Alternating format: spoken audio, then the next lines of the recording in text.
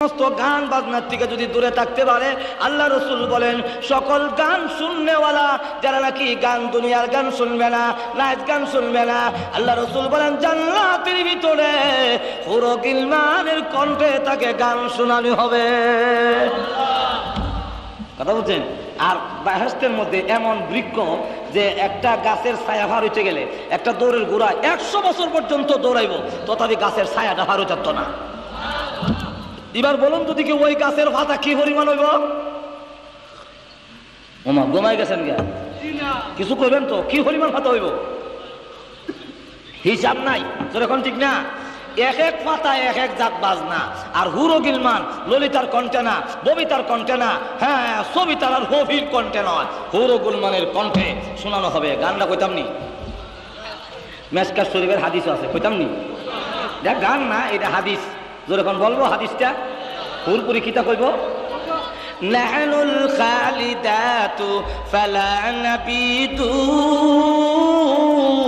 ওয়া নাহনুল লাইমাতু ফালা নাবআসু ওয়া নাহনুর রাজিয়াতু ফালা নাসখাতু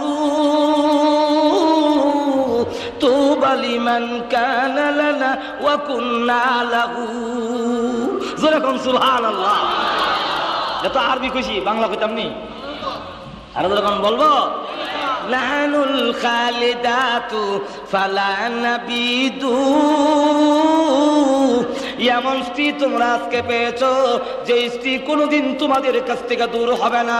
নাহনুল খালিদাতু, সবসময় তোমাদের কাছে চিরস্থায়ী চিরঞ্জীবনী, সবসময় আমরা তোমাদের পাশে থাকবো।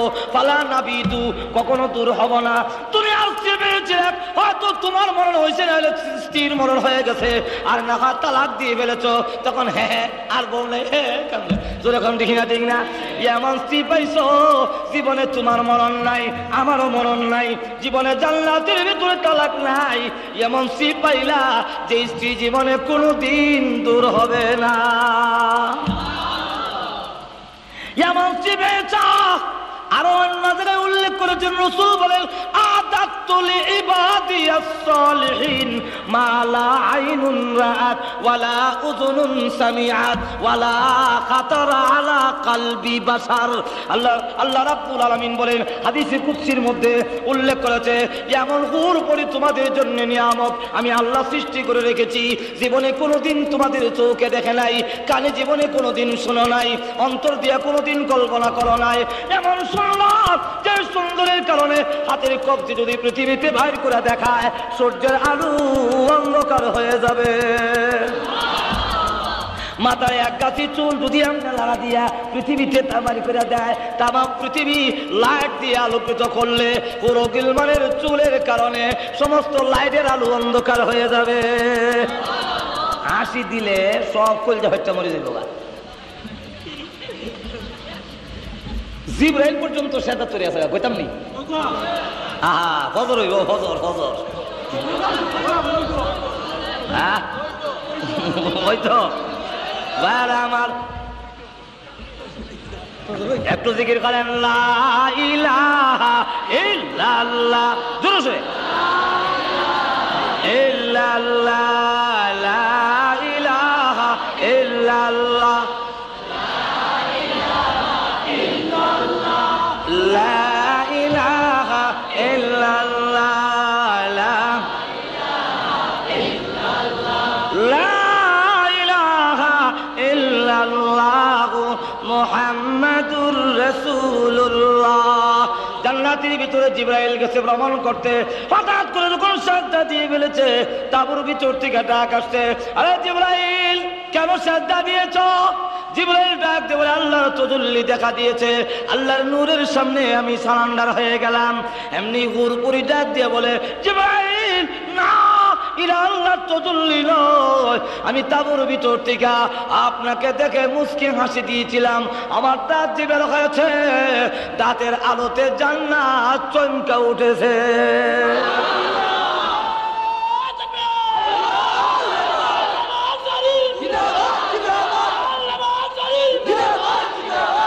এখন চিন্তা করেন দাঁতের হওয়ার কেমন। আবার শুধু তাই না, দুনিয়ার মহিলাদের যত সুন্দর স্ত্রী হোক না কেন, ওই স্ত্রীর পেটের ভিতরে পায়খানার ঘাটতি আছে, জোরে কোন আসেনি না নাই? পচা রক্তের টাঙ্কি আসেনি? মুখের মধ্যে আর নাকের মধ্যে কানের মধ্যে চোখের মধ্যে ময়লা আসেনি? মুখের মধ্যে দুর্গন্ধ আসেনি? কিন্তু আল্লাহ রাসূল বলেন এমন স্ত্রী রাখা হয়েছে যে স্ত্রী তোমাদের জন্য তাদের পেটের ভিতরে পায়খানার ঘাটতি নাই, পচা রক্তের টাঙ্কি নাই, নাকের ভিতরে কানের ভিতরে চোখের ভিতরে ময়লা নাই, মুখের মধ্যে দুর্গন্ধ হবে দূরের কথা, আটলান্টিক মহাসাগরে যদি একটু থুতু ছেড়ে দেওয়া হয়, কেমন এই আটলান্টিক মহাসাগরের সমস্ত পানি মেশকে আম্বরের ন্যায় ঘ্রাণযুক্ত হয়ে যাবে। এমন হরপরি ডাক দিয়ে বলে আমাদের মতো স্ত্রী সবসময় থাকবো, কোনোদিন দূর হবে না।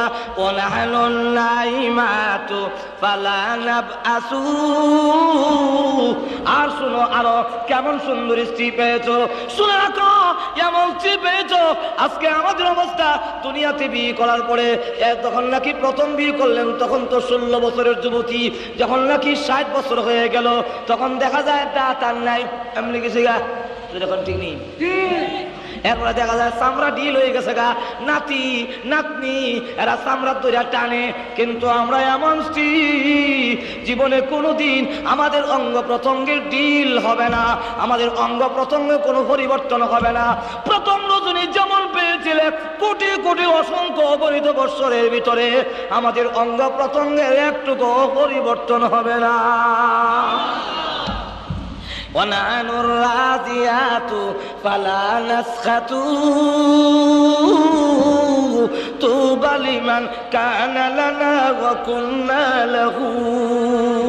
এমন স্ত্রী পেয়েছো, দুনিয়াতে দেখা গেছে আপনি বিয়ে করছেন, যত বালা স্ত্রী হোক মারামারি না থাকলেও গাল হুলা হলে হইলেও আছে, যখন আসেনি না বাবার বাড়ি যাবো কইছে আপনি কোথায় 1 মাস পরে লয়ে যাবো, এখন একটু ব্যস্ত আছি, যেই মাত্র তার মন মতো হইছে না, যত বালা স্ত্রী হোক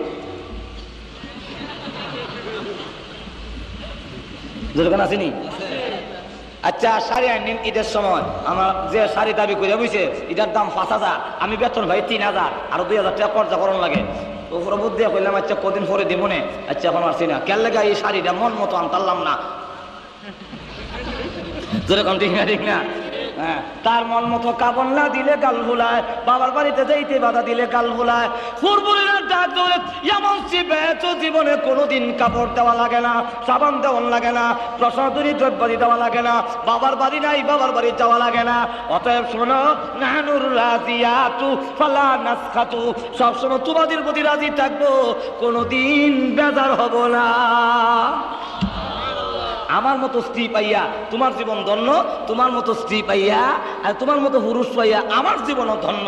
আবার এখন দেখেন না, আমাদের দেশে যদি এরকম হয়, বউ সুন্দরী হইলে জামাই যদি সুন্দর না হয়, তো একটা জামাই বেশি এটা কাইল্লা আগা মাথা ঠিক নেই, এরকম না। জান্নাতের ভিতরে এমন এমন পুরুষ তোমারও আল্লাহ বানাইছে, কত সুন্দর নোলাই চেহারা, আল্লাহু আকবার। পুরুষ তো এমন সুন্দর, যেই সুন্দরের কারণে হুরু গিলমানরা বলে ওয়া কুনতু বালিমান কানা লানা ওয়া কুননা লাহু।